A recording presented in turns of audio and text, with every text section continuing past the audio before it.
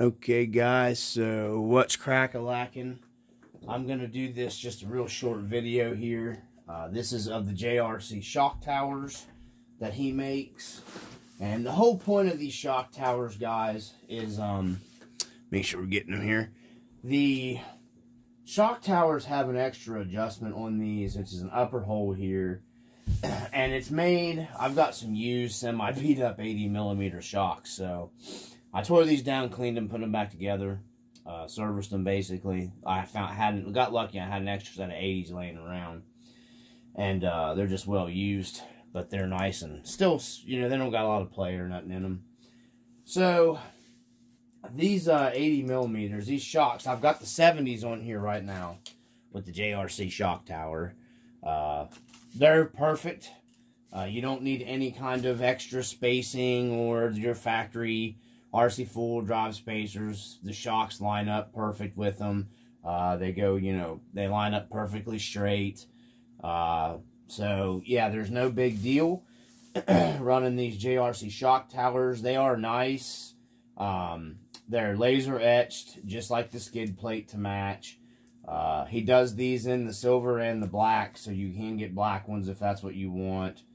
I'm just doing this video series, the rest of the parts that I got from him, because I told him I would do them. So this is going to be the last video. I will include a price listing in between these videos, so you guys can go in there, and it'll be nice and long. You guys can pause it, figure out what, you know, pricing he has. He sent me some stuff. I tried to work out a deal with him, you know, for some parts and product testing and stuff, and I just couldn't work anything out. So I'm calling his stuff done, the stuff I did get off of him here. So this is going to be the last. At least you've seen the shock towers and this skid plate. Skid plate's well worth. The skid plate's like $18.70. I don't know what his shipping is. You're going to have to contact him for shipping to wherever you're at. But really, $18.70 and whatever shipping, that skid plate's worth it.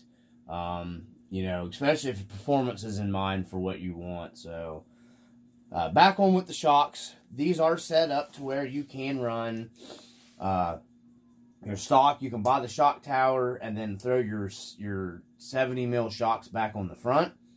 And then you can throw your 80mm shocks back. Once you get your 80mm shocks, you can upgrade to those, you know, after you get them. So these 80mm shocks line up perfect. The holes line up perfect in them. The thing is with these, I've had these on here, and then I went back to the 70. So you can get the use of a 70mm and you can get the use of an 80. Now, if you watch my previous videos, why I do them, you can get these shock towers from, they're just like a bulk, they're a copy of the CC Hand. I think they are the CC Hand shock towers. They do mostly come from China. I think there is a couple sellers on the eBay that have them from the USA. I think one of them supposedly is Kentucky, and I usually get those shock towers pretty quick when I order from him. They range from anywhere from like $11 to $13. They have went up a little bit in price. Used to be you could get them for like $9-10 bucks, but I'm pretty sure they range anywhere from $11 to $13 now. So they're going to do the same thing. They have the same adjustments in them. Make sure I'm not lying to you here. I think I have a truck. Let me pause here real quick.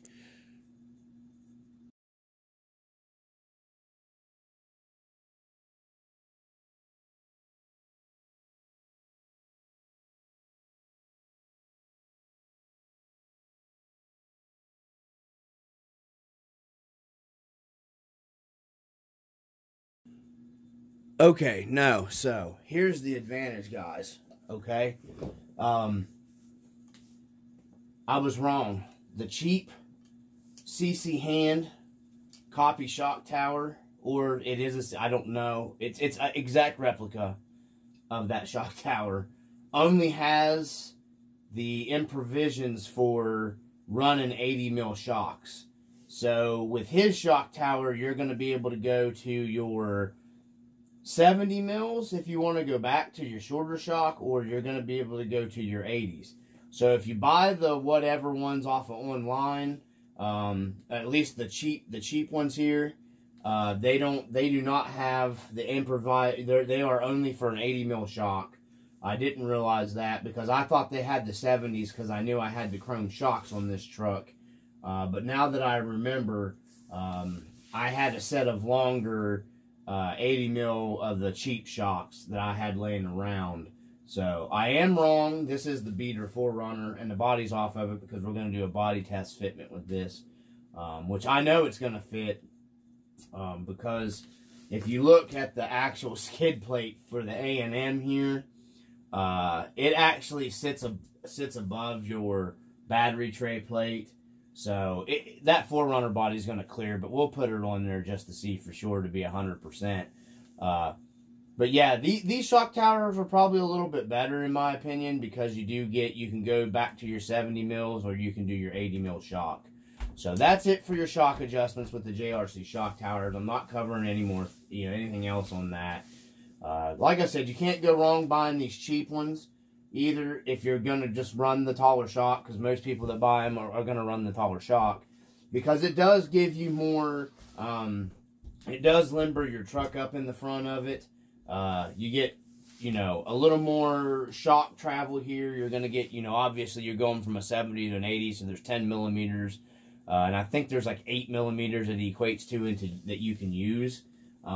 With the weight of the body, you get more on here, so I'm pushing on it because I don't have the body on there. But you will get better suspension movement. But when you do that, when you go to the 80s, you can see here, you have to raise your servo up. I think I might have a 3 mil spacers on this. I think it's either 2 or 3. I think it's 3 mil on this one.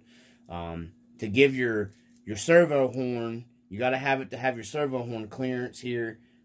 For your differential, okay? So you want to make sure that you have you'll have to raise your steering servo up. I haven't raised this one up. That's why the 80 mil shocks aren't on here. I need to pick up some more spacers, but I think these are going to get painted black. These JRC towers are going to get painted black.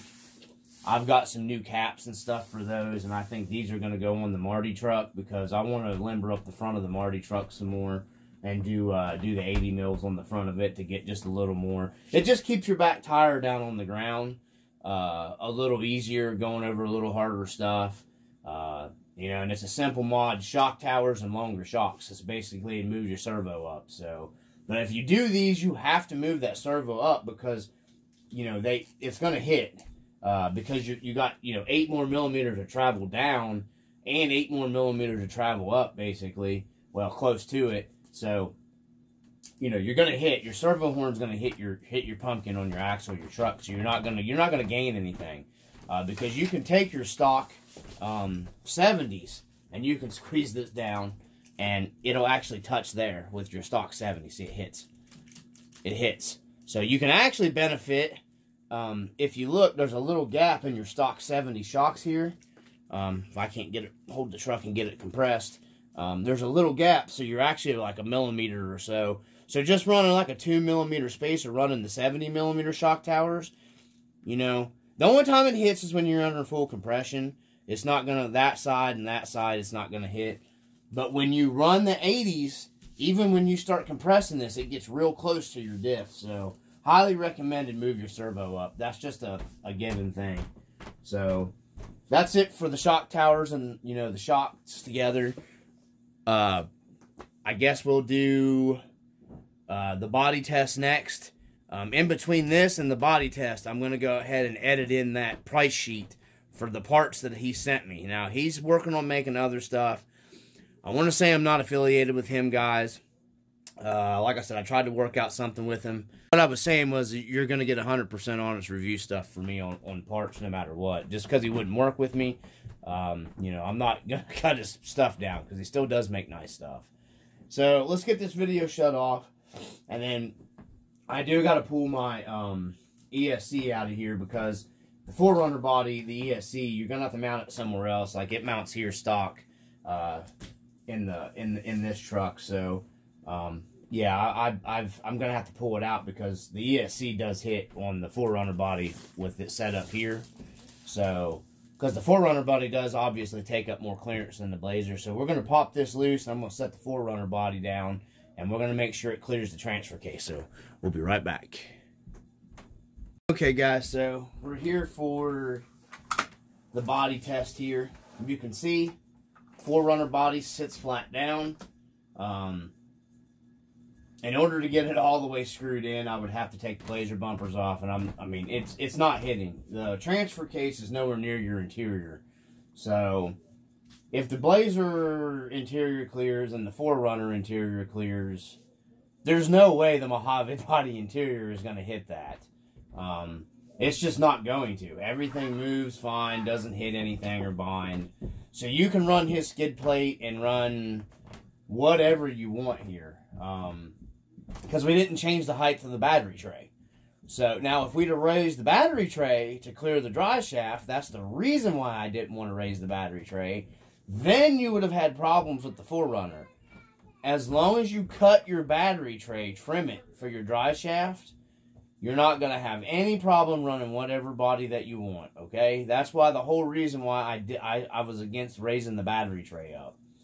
You have to cut the tray. You can run whatever body that you want. No problems. Easy peasy, lemon squeezy.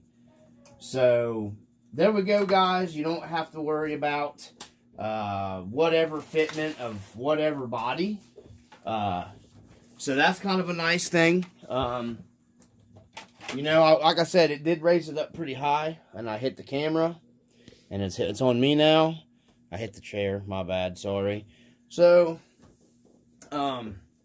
yeah, you can run, you know, literally basically whatever you want to run, guys. So, you know, I'm putting this back up here. This is because I'm going to run the Blazer. Hopefully that stays stuck. I'm running low on double-sided emblem molding tape. So, I'm probably going to go out, hit the trails a little bit, try out his shock towers. I'm not going to video that. There's no sense. They're just shock towers. Obviously, they work.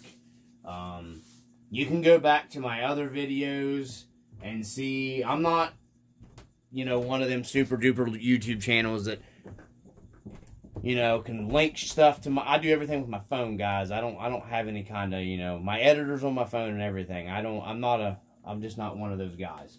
I just don't get into all that. So you can go back. I know it's a lot of work and you got to put some effort into it. You can go back and look at the video. I think it's the one with the red 4Runner in the thumbnail. You can see what you get benefits running 80mm shocks on your suspension travel. I did several videos on it if people actually take the time out to watch it.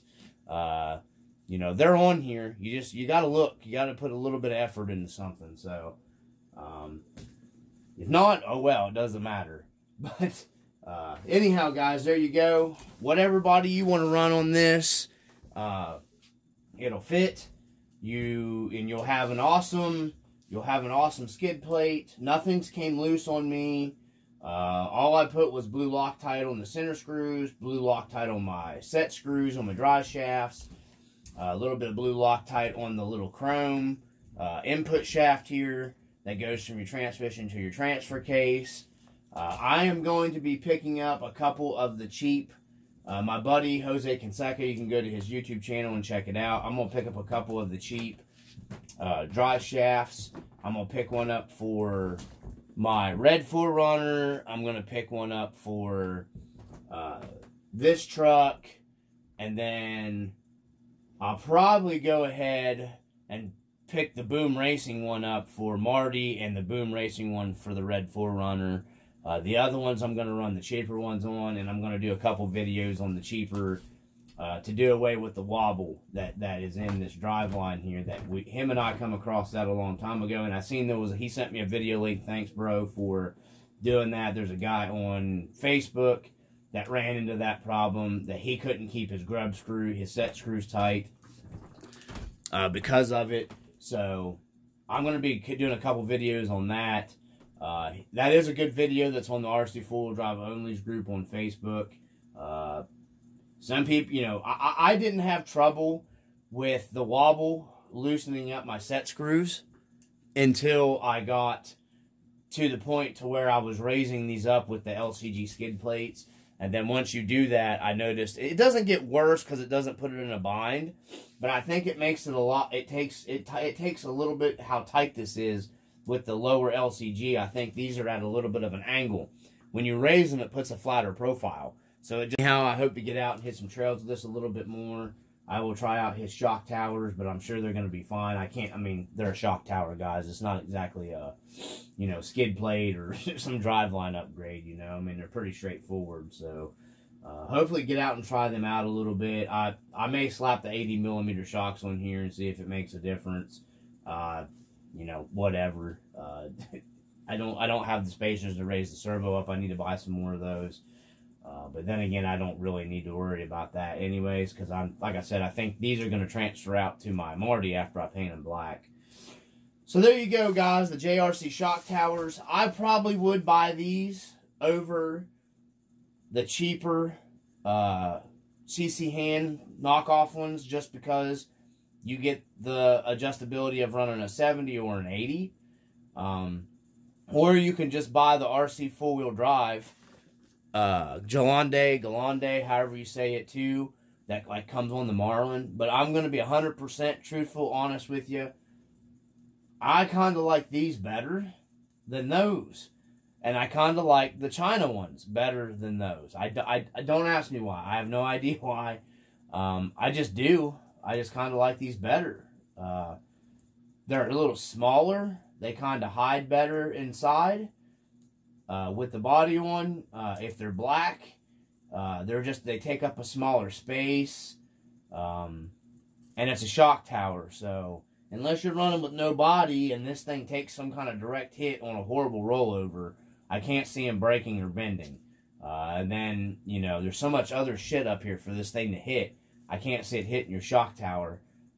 You know what I mean? So, then if you're running without your body on there, what were you doing to begin with? So, just putting that out there. So, anyways, from the RC Dungeon, there might be a brief little break between my videos because I'm going to start focusing on going back into working on my scale garage here, making some stuff up and doing some changes and stuff to it. I am going to do a couple update videos of the rescue truck.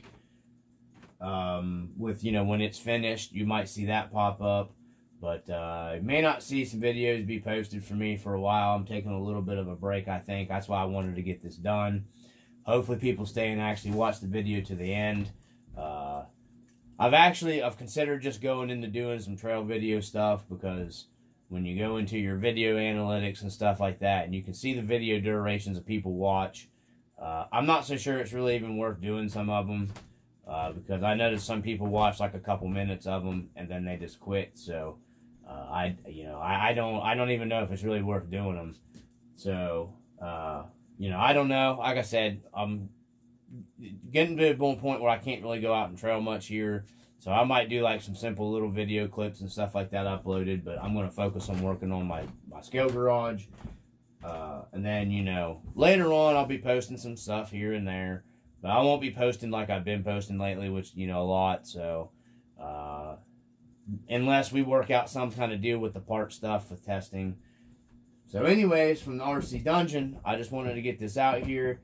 Hope everybody actually takes the time to watch them. If they don't, they don't. It is what it is. I try to do these videos to actually help people out if you'll put the time into watching them. So, from the RC Dungeon, peace.